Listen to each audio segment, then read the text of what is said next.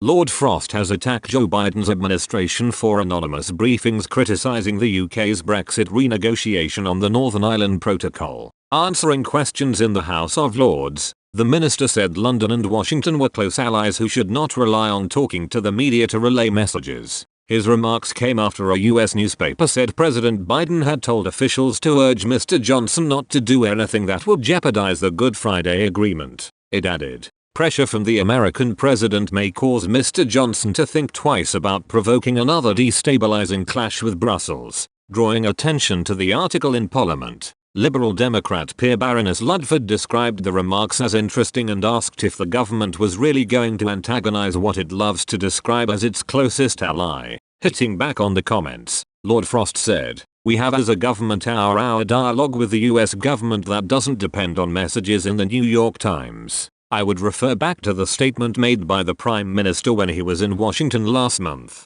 He noted that President Biden and himself were completely at one on the importance of the protecting of the Good Friday Agreement. Lord Frost has spent the last week locked in negotiations with his EU counterpart over the Northern Ireland Protocol. The UK is looking for a complete renegotiation of the mechanism which was included as part of the 2019 withdrawal agreement. The government says the EU has been overly strict in the implementation of customs checks on goods travelling from Britain to Northern Ireland, and says the role of the European Court of Justice in overseeing deal is unsustainable. In July, Lord Frost published his plans to rewrite aspects of the protocol, with Brussels publishing its own plan last week. Intense talks are now underway to try and find a way forward, with the UK warning it will trigger Article 16 of the treaty, the legal means of suspending aspects of the deal, if a solution is not found. The New York Times said Mr. Biden has taken a close personal interest in the talks. In recent days,